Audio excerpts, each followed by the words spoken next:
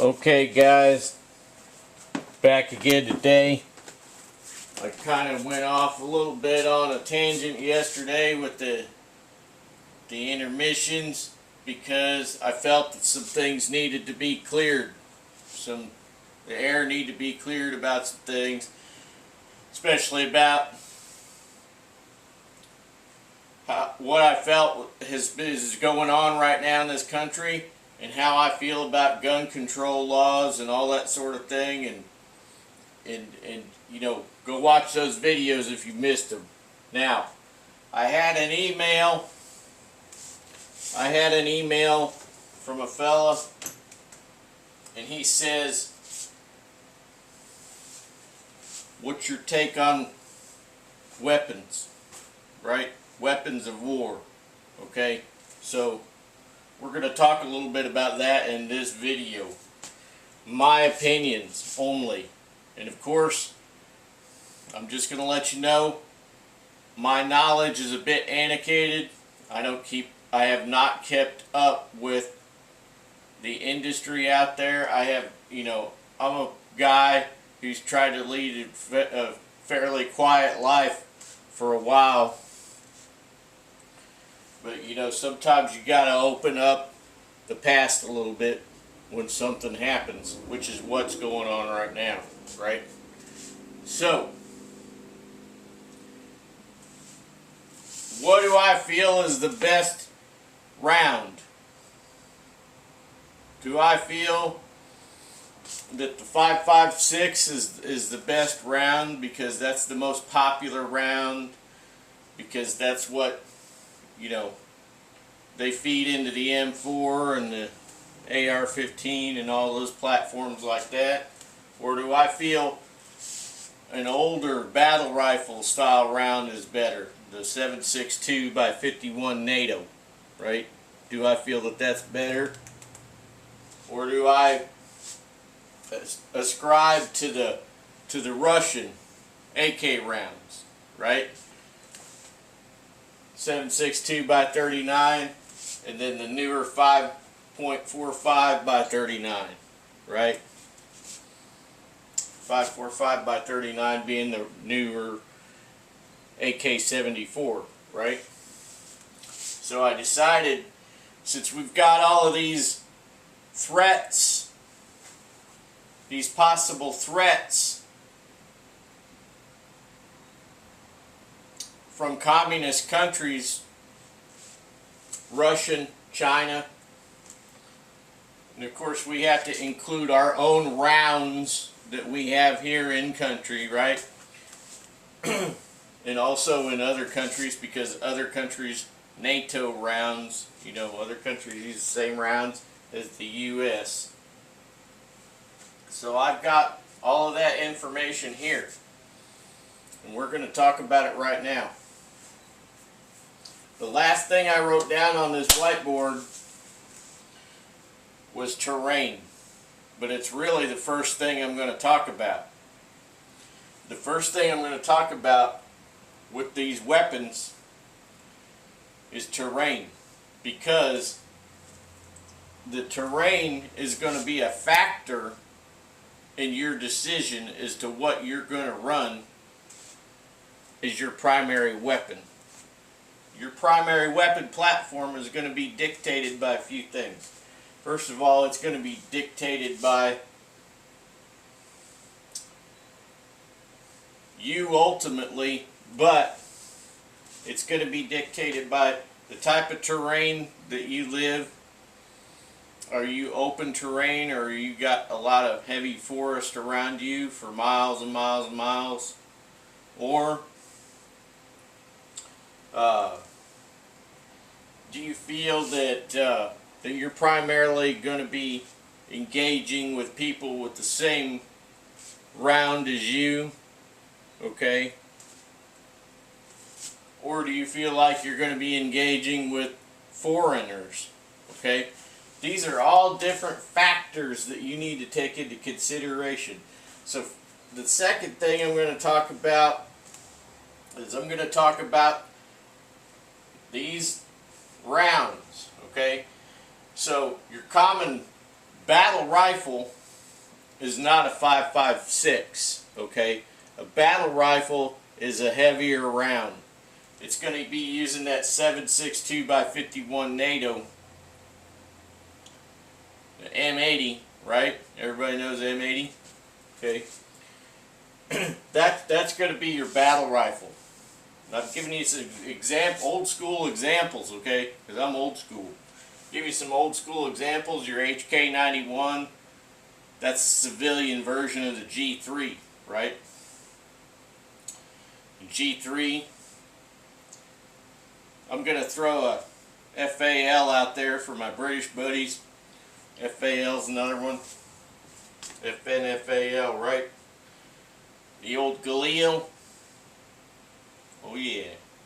Down in South Africa, they got the R5 and other variants, right? Galil. That's a good one. Other notable mentions, the old M1, right? Platform, M14, M1 Garand.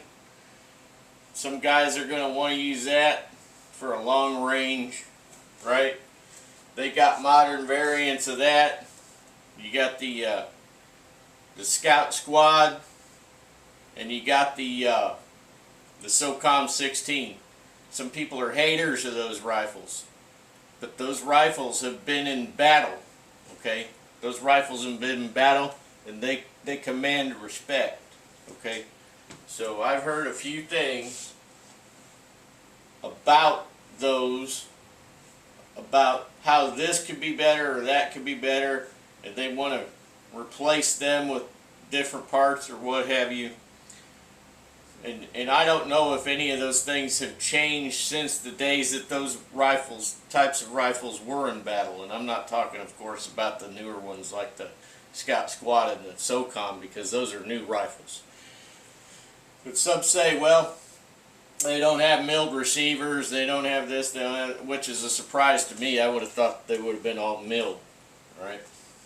But apparently they're, from what I've heard, they were cast steel. May or may not be true. You do the research and you make your own decision on that. But those I am mentioning because those are very well liked. Those are very well liked rifles, and for good reason. You got guys winning competitions shooting those rifles, and those rifles have been to battle. Now, so that's your battle rifle, right? If we talk about assault rifle, your typical squad rifleman in your squad, probably in NATO countries, 5.56 by 45 NATO. You got that in the M855 and the M193, and those are 62 grain and 55 grain rounds. Okay, being specific on that. This 62 grain is going to give you more for your money down range. Alright? It's a heavier round. You know how my memory is. I can't pull things out of the old gray matter anymore. But ballistically downrange, your 62 grain is going to be the heavier hitter. Obviously, you're going to think that just because of the weight, but there's more involved than that. And I can't remember now because it's been a long time. So, if you want that information, you know, internet is your friend. Biggest dictionary and encyclopedia in the world. It's also one of the most dangerous things ever invented. Alright, so we got that out of the way, right? Stuff that everybody normally uses, NATO stuff. Let's talk a little bit about Russian and Chinese, right? Because we have a Russian threat and we have a Chinese threat, okay? Russian, you look at the old AK-47, intermediate round also, 7.62 by 39. That's an old heavy hitter, right? Back in Vietnam, guys would get those AKs because they would sound like the enemy's weapon, and they would also blow through the leaf matter better than the M16 back then. Car 15, M16, right? So, like the Car 15 became the M4. I think that was the evolution there.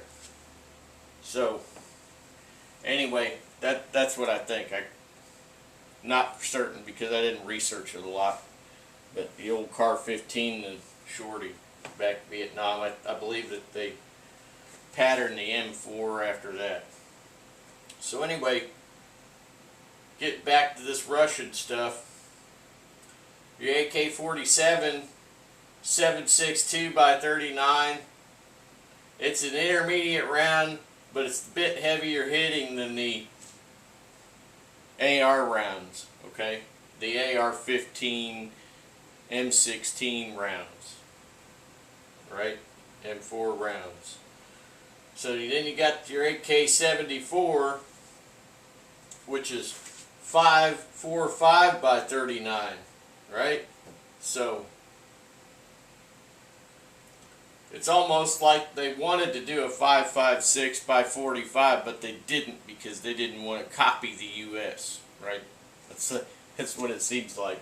However, it is what it is. Now let's talk about these Chinese rifles now.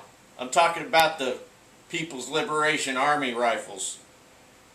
What they actually use, okay, in the Chinese Army. Because if the Chinese Army deploys to the U.S., right, you need to know a little bit about it. So we're just gonna talk about that real quick.